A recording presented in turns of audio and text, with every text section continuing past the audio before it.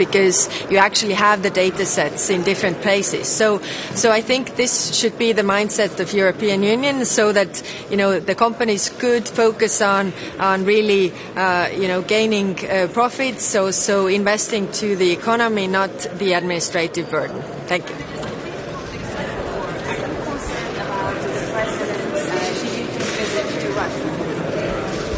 No, I'm not concerned in this regard. They are great friends, we can see, but I think what is important is that China also respects the international rules-based order and also the UN Charter, where they have agreed that no country can really attack another country, and if somebody does, you have the right to defend yourself. So sending weapons to the party or the country that is defending itself is respecting the UN Charter, whereas helping the aggressor is the other way around. So there's clearly one aggressor and one victim here. The amount of ammunition, do you think that is enough, and will that reach Ukraine in time?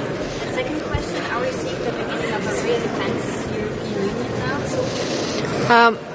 I think it's good that we agreed in such a short time frame, and we also agreed on this 1 million artillery shells, which is quite a good amount of artillery shells, and within 12 months, which is also getting the period much shorter. It depends how far and how long the war will last. Will this be enough or not? So that's why we need to have and use all the tools that we have: political pressure, political isolation, economic sanctions, to put the pressure on Russia to end this war, because the war ends when Russia realizes it's a mistake. Do you need energy, gas, oil from the Middle East, especially from Iraq or Iraqi Kurdistan region? We will discuss energy issues as well for the coming winter, because this winter we survived. I think it's quite warm already outside, and even in Estonia the sun has melted the snow, which is great.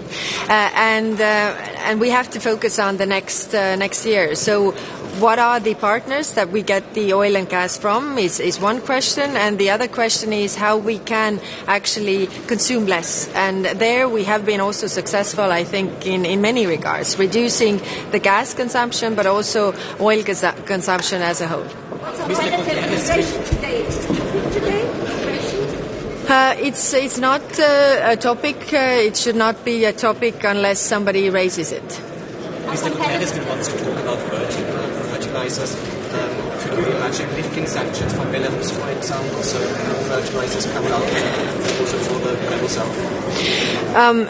There is no limits to getting the fertilizers out of Russian ports. There are 18 ports that they can use. There are also out of 300 banks, only 13 banks are sanctioned. So this is actually a Russian narrative to get something out that, we will weaken the sanctions. And I think it's a very wrong way, because the aggressor only hears and understands strength. If we weaken the sanctions, we go with their narrative, and we shouldn't do that. It's not the question of the sanctions, it's a question of Russia's actions. They can send the fertilizers, the grain out of their ports, and it is not a question of the banks. We shouldn't weaken the sanctions. Should we talk about an 11th sanctions package against Russia, or is it too early there? We have to talk about the circumvention of sanctions, because what we see is that we don't have a trade with Russia so much anymore, but we have a trade with third countries, and that is the question, whether it's actually going to the third countries, or is Russia using this transit in the benefit. So we have to talk about the criminalizing the circumvention of sanctions. We have to cooperate regarding this, and of course we can also discuss the next sanctions package, but I think it's more important to get the loopholes closed. Are you afraid that on competitiveness we are losing the game against the US and China? Why? Because there are certain pieces like the nuclear energy. Single market as a whole has been a success project. If you think only 18% of the world's GDP comes from the European Union, but it's clear that we are losing in competitiveness. And where are the obstacles, really? I think one is that we do things together, but we have to really decrease the administrative burden. And coming from a small country, we don't have big companies, but putting more administrative burden actually means that they can't focus on what they are good at, which is the economy. So we have to see where there are the obstacles, but also where are our strengths. And I think that we have a lot of know-how here. We could focus on the tech sector. We could also focus on the digital economy. So we should do these things together, but we shouldn't throw the single market out of the window because of different subsidies that different regions are doing. So we should focus on that. We have sanctioned Belarus, and I think we should treat Russia and Belarus together because they are clearly operating together here. European Union will buy munitions together also for Ukraine, but also countries like Austria are participating, but they are going to buy munitions for themselves. Do you think that's, speaking about solidarity, that's the right thing to do? We need the same munition as the Ukrainians. We have both sides. I mean, we all have to also replenish our own stocks, and we have to send ammunition to Ukraine. But what is critical is sending ammunition to Ukraine fast, because that might bring a change in this war.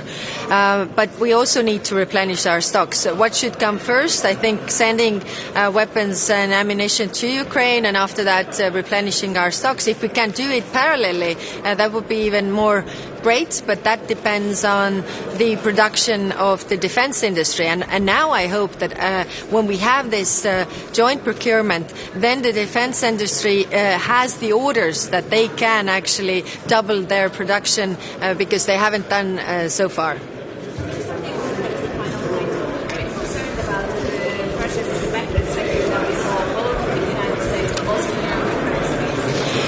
We're going to talk about this tomorrow, but I think the banking sector in Europe is much stronger because we have been through the financial crisis, but we think we should move forward. We should also have the joint system of guaranteeing the deposits so that you could have the security that the banks will not fall, and also the banking union and capital markets union. I think that would also enforce the single market and European Union as such.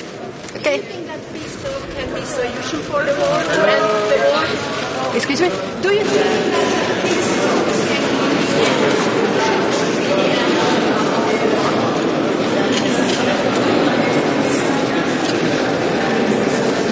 Che si aspetta anche di così? Mi aspetto passi in avanti, il dossier migranti verrà aggiornato con una relazione alla Presidente della Commissione che racconterà dei passi concreti sulla base delle conclusioni dello scorso febbraio. Io posso dire che sono soddisfatta della bozza di conclusioni, ultima versione che sta girando, che appunto chiede alla Commissione di procedere spedita e rimanda su uno stato di verifica di queste misure al prossimo Consiglio europeo.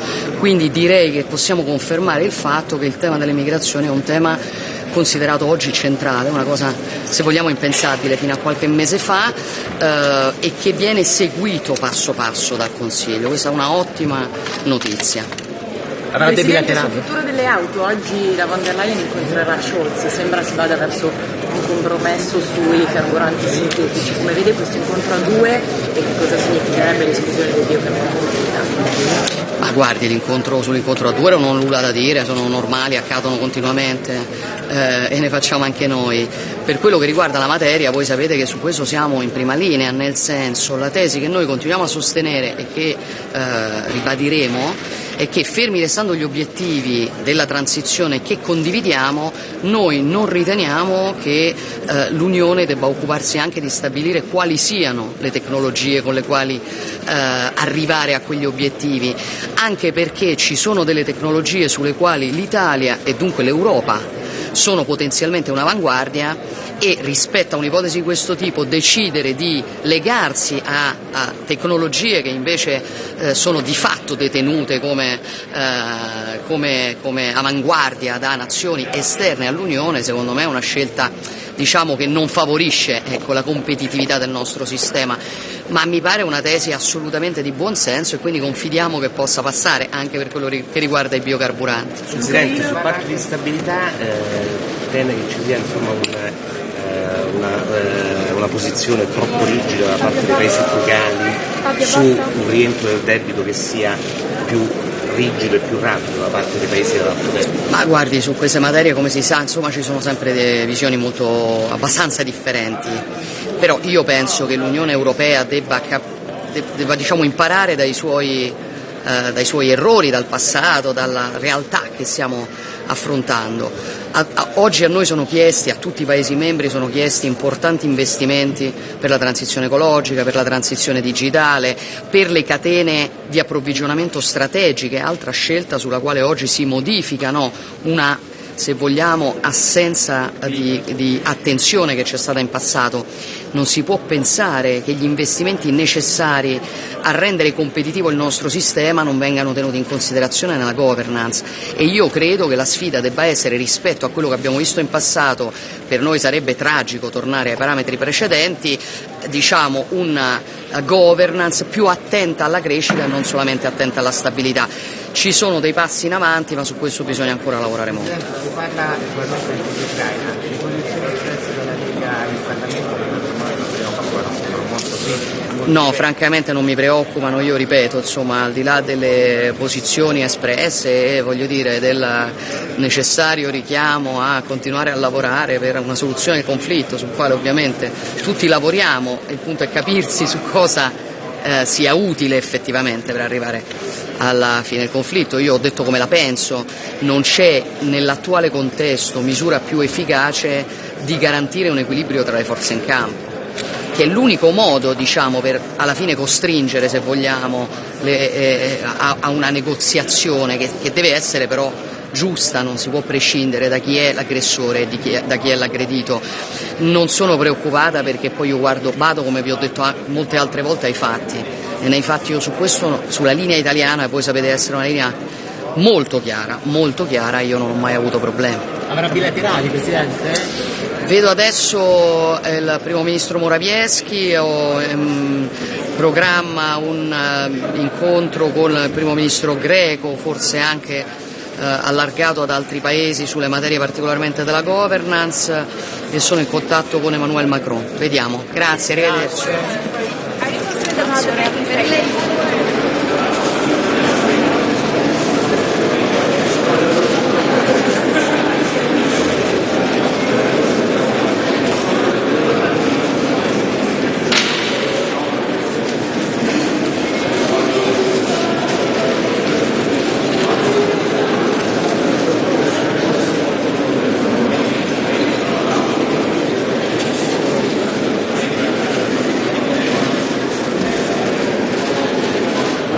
Här väntar ni tålmodigt allra längst ner i hörnet. Ja, Europeiska rådet idag, det är ju stora frågor som ni vet. Vi börjar med FN-chefen Guterres, inte minst om spannmålssituationen, kanske också om Kina-Rysslandsfrågan.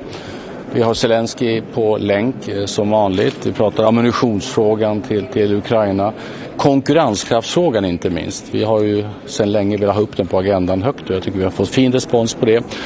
Migration, många andra frågor också, för att uttrycka mig kortfattat. Okej.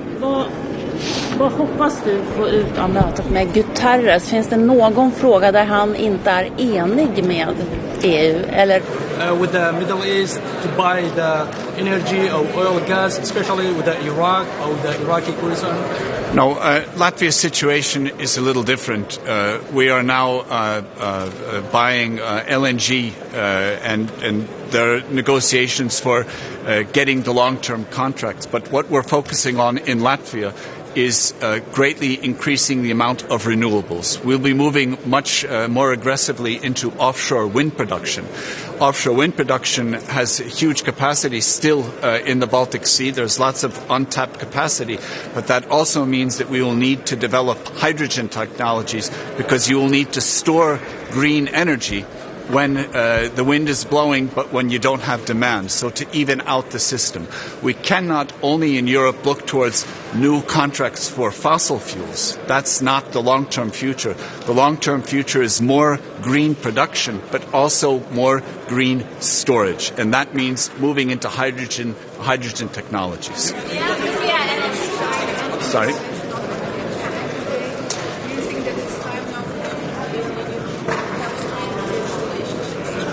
I think it's very important that we hold, yet again, we had about a year ago a first introductory, shall we say, discussion on China. I think we need to think hard about what we really want our relationship to be.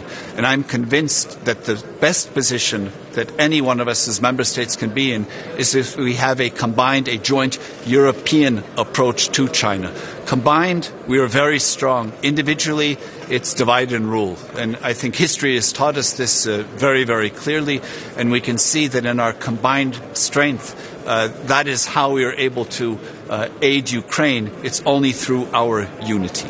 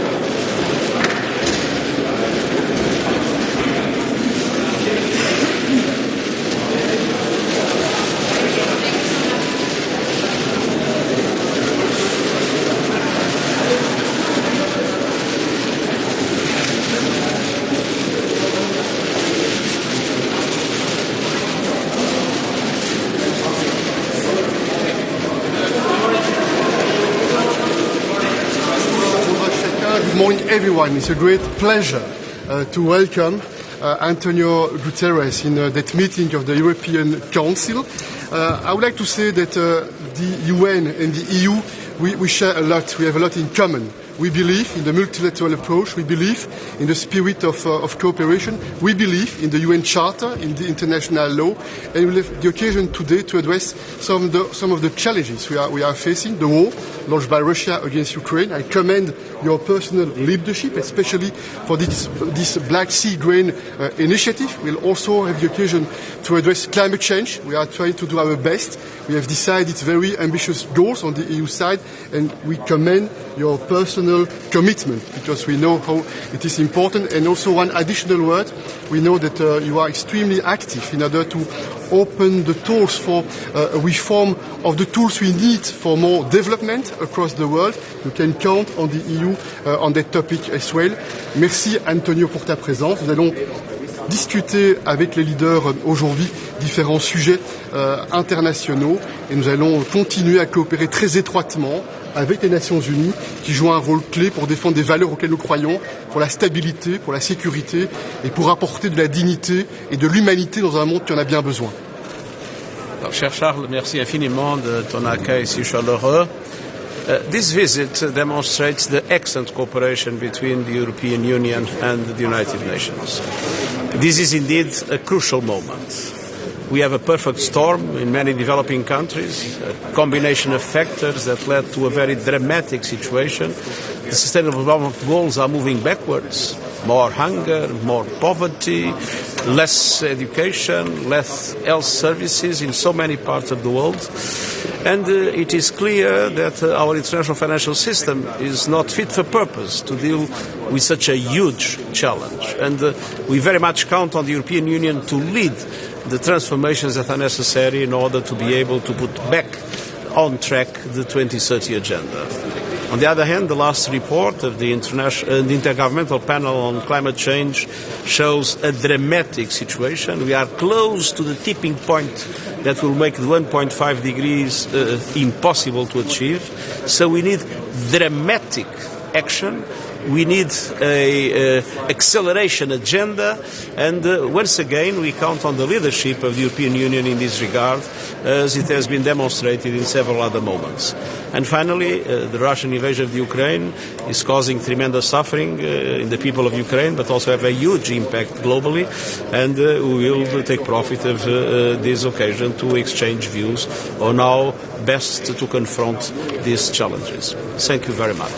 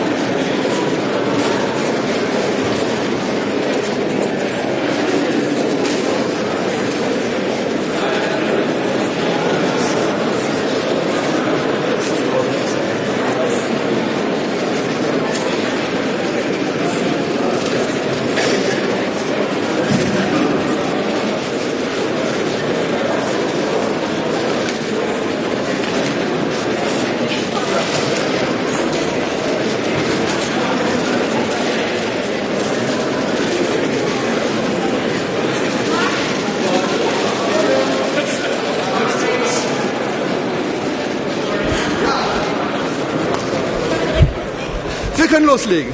Deutschland betätigt sehr viele, was das Verhalten zum Verbrenner aus angeht. Frankreich will an allen Punkten seine Atomkraft zusetzen. Oder bestätigt sind solche Debatten? Ja, wir haben ja eine Agenda und es ist ja kein Wunschkonzert, wenn wir nach Brüssel kommen. Wir weder Brennauto noch Atomenergie stehen auf der Tagesordnung und man soll auch bei den Schlussfolgerungen bleiben, die jetzt sind. Wenn jeder jetzt kommt und sein kleines Wunschkonzert macht, aber drüber reden können wir über alles, aber wir sollen auch in den Kompetenzen bleiben, die unsere sind.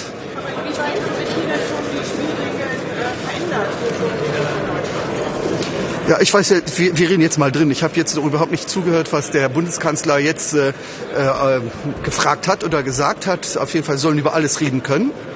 Wir haben aber auch Institutionen und wir sollen nicht hier zuständig sein für alles. Wir geben Impulse, aber wir haben spezifische Räte und in spezifischen Räten sollen auch die Prozeduren so laufen, wie sie sind. Wenn wir hier im Rat alles besprechen, dann kommt dann, ja, das ist nicht unsere Arbeit.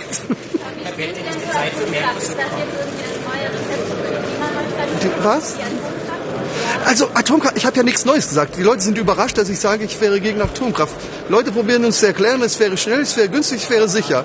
Wir wissen, dass es nicht schnell ist, sich einen Wunsch, was zu bauen und dass es geht, dauert 10 Jahre. Dass es nicht sicher ist, haben wir ja bei Fukushima gesehen, haben wir schon öfters gesehen. Und dass wir mit dem Abfall nicht wissen, was wir machen sollen, ist doch eine klare Sache. Deswegen, es ist nicht sicher, es ist nicht schnell und es ist nicht günstig und es ist auch nicht klimafreundlich.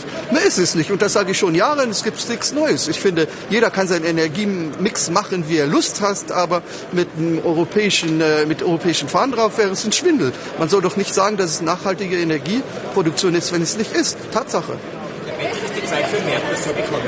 Für mehr? Für Mercosur. Also wir haben ja Prozeduren, die noch laufen. Man soll es nicht ausschließen, aber ich will nur auch daran erinnern, dass wir noch auch kein Handelsabkommen mit Amerika haben.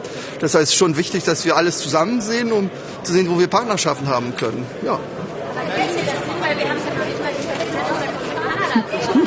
Ich weiß nicht mehr wohin. Wir beide, ja, okay.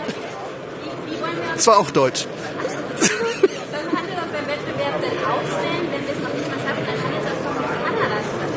Ja, wie gesagt, wir sind noch bei Prozeduren. Die Diskussionen werden hier im 2. Stock oder 3. Stock oder 5. Stock jetzt stattfinden. Aber wir reden jetzt von Mercosur, wo wir noch mit Kanada, mit Amerika auch noch nicht fertiggebracht haben. Und ich glaube, das schon wichtig ist, dass wir auch ein Package zeigen und sowieso ein globales Markt ist immer unsere Stärke gewesen. Wenn wir uns auf uns beschränken, ist es nicht gut, nicht für uns und auch nicht für die Partner. Das heißt, eine Offenheit ist schon wichtig. Ja.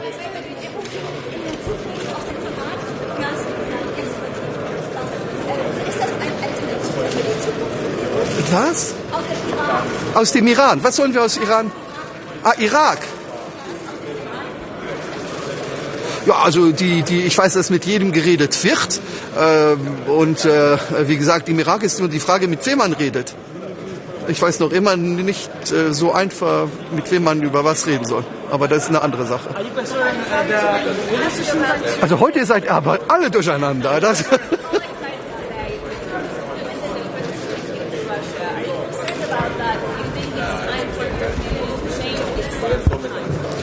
I think China it's not new.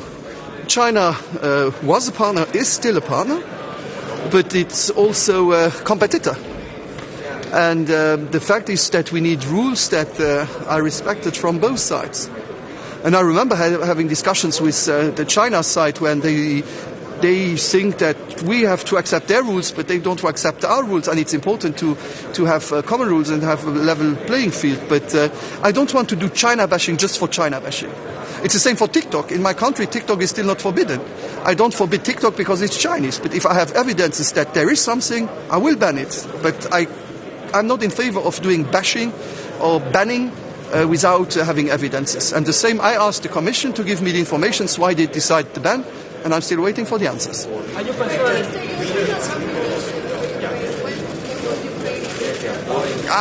concerned? It's on the agenda today. I think it's a first important step to be able to have this and that we will do it. I just warned, I had breakfast with liberal colleagues, that it's important that we have also common productions. Because I'm here now 10 years. Since 10 years we say that the Americans are more efficient because they have less weapons, they have less production, and so they are able to buy more the same products. And in Europe it was also the problem that we have a lot of countries producing arms. And so I hope at the end that all the European countries will be able to know that they are part of this project, but to have common projects is also something which could be a solution instead of producing in every single state. On these questions, I'm very neutral. We don't have weapons production in Luxembourg. But I just would recommend that at the end it's not German and French weapons production, but it should be European productions. That would be the biggest goal.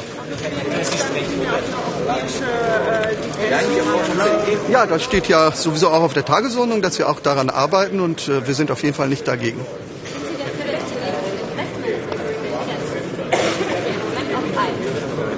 Wir reden jetzt über die Relation mit China im Saal. Ich will Ihnen nur sagen, dass es bei mir Regeln gibt, die auf beiden Seiten zählen müssen. Es kann nicht einseitig sein und ich bin nicht der Anwalt China, aber von Weitem überhaupt nicht Ihr Anwalt, aber ich will auch kein Bashing, nur weil es chinesisch ist. Ich brauche Evidence und es ist nur schade, wenn wir nachher so eine bipolare Welt wieder haben, wie wir die letzten Jahre nicht mehr gekannt haben. Und Risiko besteht und das macht mir Sorgen.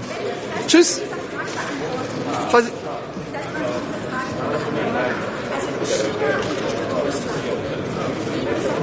Also China hat auf jeden Fall einen engeren Kontakt zu Russland wie die Europäische Union, das ist eine Tatsache.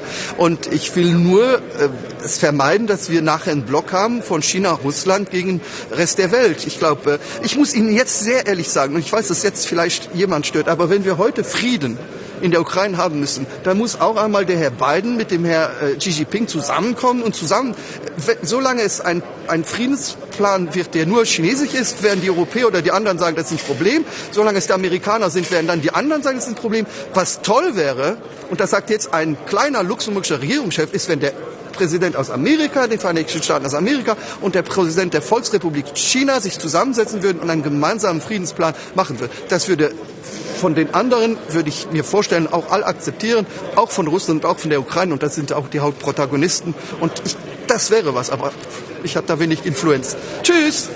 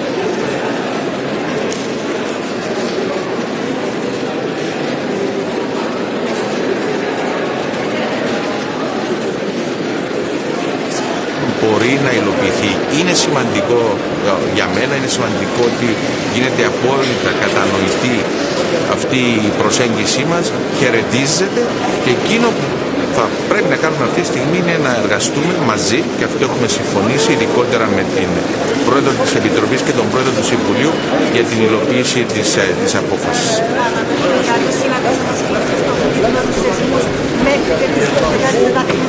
Σίγουρα θα υπάρξει καθημερινή σχεδόν επαφή, είτε στο δικό μου επίπεδο είτε στο επίπεδο των συνεργατών μας, προς την κατεύθυνση υλοποίησης αυτής της πρότασης.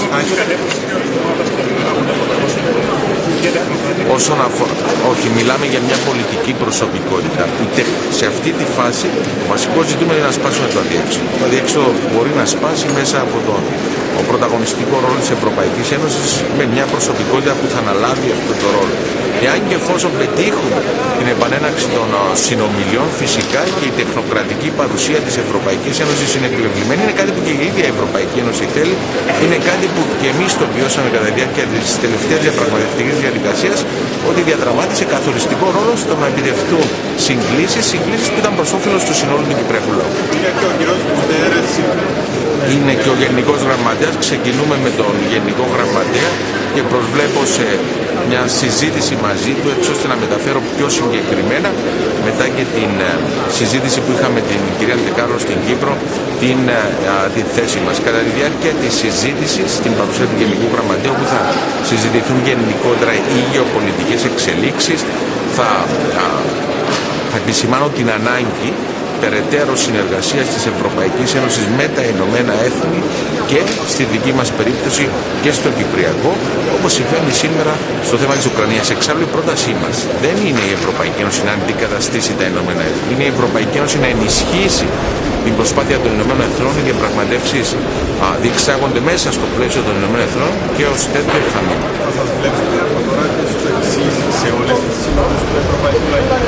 Φυσικά αυτό έχει αποφασιστεί. Έχει αποφασιστεί εδώ και καιρό, και μέσα από εδώ και καιρό, ενώ μετά την εκλογή μου και την επικοινωνία που είχα με τον κύριο Πρέπε, ήταν σημαντικό ότι σήμερα μου έδωσε αυτή την ευκαιρία η μεγαλύτερη πολιτική ομάδα, αν θέλετε η ομάδα που χαρακτηρίζει ο ευρωπαϊκός της προσανατολισμός, η ανάγκη για περαιτέρω ολοκλήρωση, όλα αυτά που και η δική μας διακυβέρνηση ασπάζεται. Να είστε καλά. Όχι, η συμμετοχή είναι κανονικά, δεν έχει συζητηθεί, λεχθεί κάτι διαφορετικό όταν συμφωνήσαμε, όταν επικοινώνησε μαζί μου ο κύριος Βέπερ. Θυμάστε και πριν τις εκλογές είχα αναφέρει ότι είχαμε προσεγγιστεί και από άλλες ομάδες. Επέλεξα να συμμετάσχω στο Ευρωπαϊκό Λαϊκό Κόμμα. Να είστε καλά, καλή συνέχεια.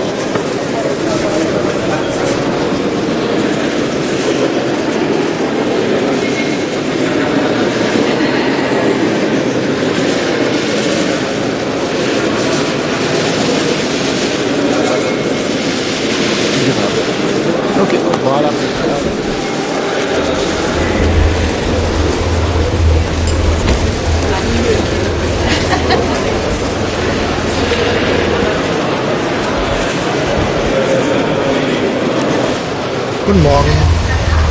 Ich erwarte heute sehr gute und konstruktive Diskussionen.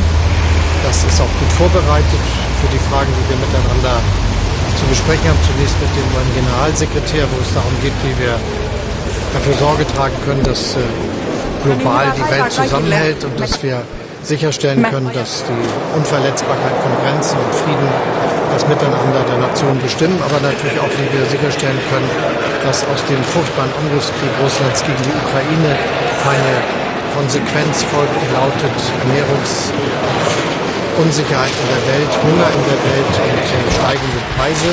Deshalb ist es so wichtig, dass wir immer wieder dafür Sorge tragen, dass auch die Getreideexporte zum Beispiel aus der Ukraine unverändert fortgesetzt werden können. Ich bin dem Generalsekretär sehr dankbar für seine Vermittlung und Aktivitäten in dieser Frage. Wir werden dann natürlich vertieft auch mit Präsident Zelensky nochmal die Frage des gegenwärtigen Zustands des Krieges Russlands gegen die Ukraine diskutieren. Die Europäische Union ist geeint. Niemals im Blick hatte, dass die Unterstützung für die Ukraine so geschlossen funktioniert und auch so lange. Und wir sind auch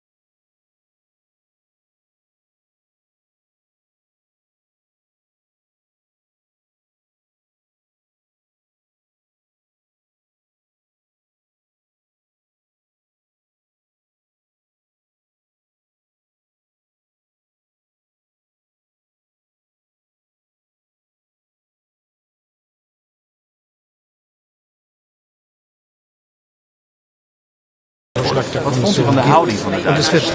U neemt alle laatste gezegd. Er is een zorg bij de Duitsers op een specifiek punt. En dat heeft te maken met 2035 met die nieuwe technologie van e-fuel. Maar dat was niet nieuw. Dat was al uitgebreid besproken. Het ligt erbij zoals het erbij ligt nu. Het heeft niet zoveel zin dat ik dat becommentarieer. Want dat mindert ook weer de kans dat wij een bijdrage kunnen leveren aan de oplossing. Toch zijn een heleboel landen wel bezorgd. Die zeggen, ja, als iedereen dit gaat doen, wat betekent dit dan voor wetgevingsproces? Ja, maar dat zal ervan uitgaan dat dit de komende dagen niet opgelost wordt. En ik heb er vertrouwen in, eerlijk gezegd, op basis van waar de Europese Commissie mee komt, dat je daar de komende dagen uit kan komen. En wat kan dit betekenen voor de rest van de klimaatplannen? Er ligt nog een heleboel. Ook Nederland zegt het is belangrijk dat de plannen allemaal uitgevoerd worden. Nou, als het niet zou lukken de komende dagen tot een oplossing van dit probleem te komen. De Duitse coalitie heeft op zondag nog intern overleg over een heel aantal zaken. Daar zal mogelijk ook dit op de agenda staan, heb ik begrepen, uit de Duitse media. En sowieso ligt er een voorstel van de commissie om het op te lossen. Dus ik heb er nog steeds vertrouwen in dat we eruit komen. Mist u die constructieve Merkel-politiek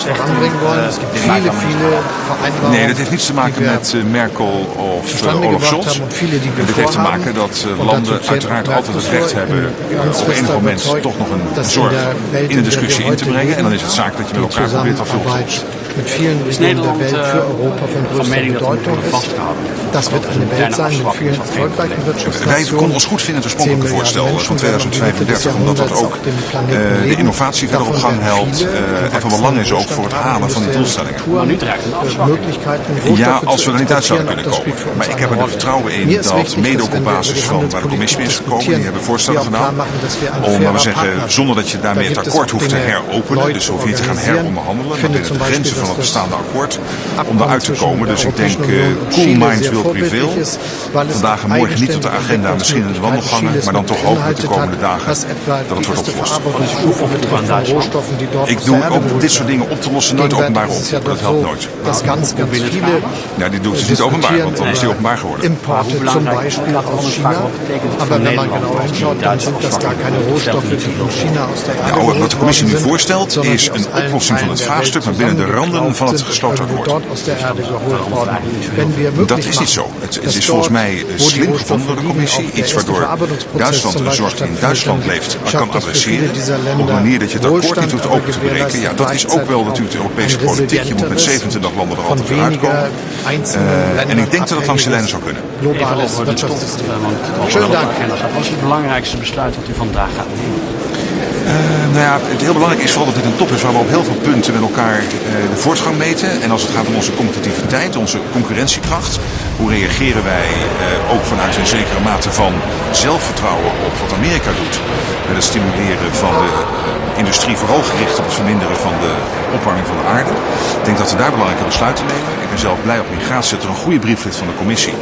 Op Dublin, op bewaking van buitengrenzen, op afspraken gaan maken met landen als Egypte, Tunesië en Marokko. Dat vond ik een goede voortgangsbrief. Dat laat zien dat ook migratie de afgelopen maanden weer naar de top van de agenda is gekomen. Ja, u zegt goede voortgang, maar u wilt toch echt die instroom naar beneden krijgen. Welke afspraak gaat u de komende dagen maken om die instroom naar beneden te krijgen? Ja, die discussie hebben we samen vaak gehad en ik heb u steeds geantwoord dat je nooit met één besluit en met één top dat doet. Het zal in de optelsom moeten gebeuren, maar de afspraken die er liggen en die de commissie aan het uitvoeren is op het gebied van de grensbewaking bij Roemenië en Bulgarije, een belangrijk punt in de Europese buitengrens. Op het punt van Dublin, dus dat je mensen ook weer kunt terugsturen naar het eerste land van aankomst en heractiveren. Op het punt van afspraken maken met landen als Egypte, Tunesië en Marokko, om daarmee ook dat systeem van die bootjesmokkelaars en alle risico's voor het verlies van mensenlevens, om dat een finale klap toe te brengen. Dat spreekt mij zeer aan. In optelsom wel, en er is ook nationaal natuurlijk nog veel moeten gebeuren. Of the agreement to provide munitions to Ukraine. They discussed that in the last Tuesday. Estonia made a proposal. I was tasked to implement this proposal, and at this UCO I will have the chance and the honor to present to the leaders our proposal to provide the munition to Ukraine. You know, 1 million shots in 12 months, 2 billion euros. This is the summary. Also about the Ohrid meeting and agreement between Kosovo and Serbia. And let me say that any attempt to question the agreement is futile. The agreement was agreed. It has to be implemented. And there is no room for picking and choosing. It's a whole, has to go to be implemented at all parts in a holistic way. And we will follow closely who is implementing and who is not implementing. And I would advise them not to point to anyone, but do their work. Mr. Representative, I would like to get your thoughts on the relationship with China. Can you just explain if it's time for a new... Now look, today my role here is to talk about Ukraine, about Ohrid, and about how we can engage better with the global south. China might be helping Russia. China is not helping Russia by the time being. Do you want to buy the oil and the petrol?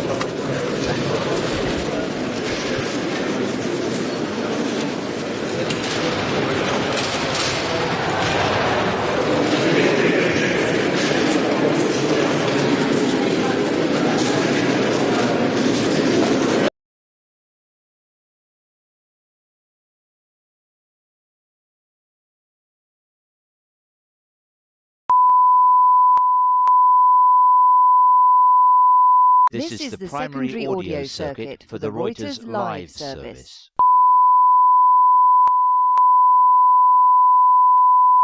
This is the primary audio circuit for the Reuters Live service.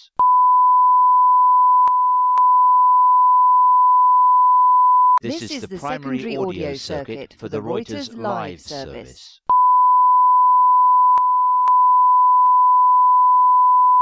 This is the primary audio circuit for the Reuters Live service.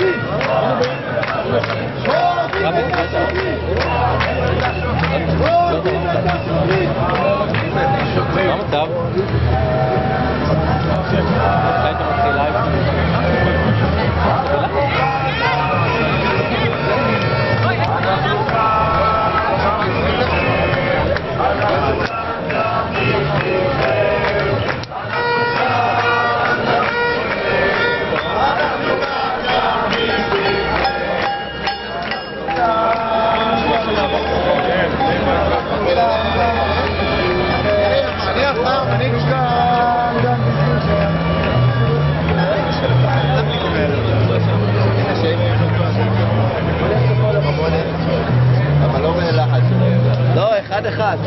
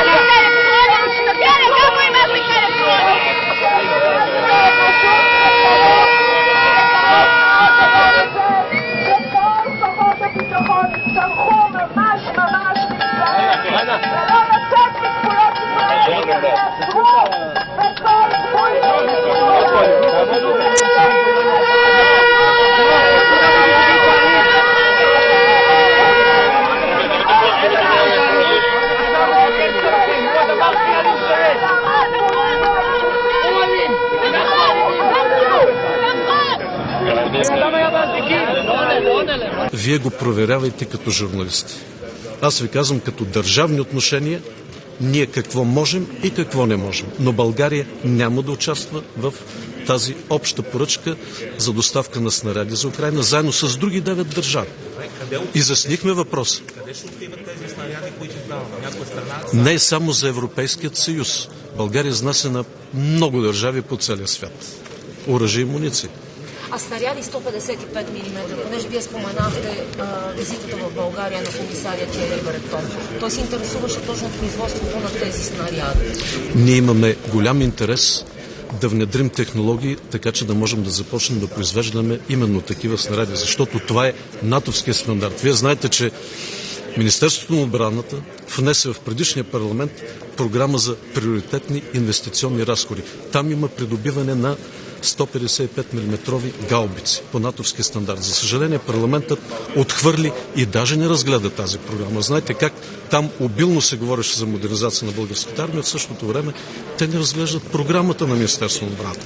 Как да се случи тази модернизация? Но започването на производство на такива снаряди от този калибър е важна стъпка към нашата модернизация. Господин президент, ще разговаряте за използването на замразените руски активи за възстановяването на Украйна. Така пише в писмото на Шарл Мишел. Каква е позицията на България и евентуално България какви активи е замразила до този момент в рамките на европейските санкции? Не мога да ви кажа България дали е замразявала руски активи. Там въпросът е към Българска народна банка. Те първа ще се обсъждат параметрите, защото това е много сложен процес. Виждате, той се дискутира от много време, не е сега на този съвет. Но днешният съвет е много важен и аз мисля наистина позитивен за България, защото България напоследък се утвърждава все повече като държава, която едновременно с аргументираното отстояване на нашите интереси, ние генерираме и важни инициативи и идеи, допринасящи за формирането на ефективни европейски политики и издигащи авторитета на нашата страна. Благодарение на настойчивата и аргументирана позиция на няколко съвета, вие сте свидетели, благодарение на усилената работа на служебното правителство, ние имаме значителен пробив в сферата на миграцията. Само преди броени дни България заедно с Европейската комисия ние стартирахме пилотен проект за намаляване на нелегалната миграция, за укрепване на нашата граница и този проект се развива заедно с активната подкрепа на Европол и Фронтекс. И аз искам да изкажа специална благодарност.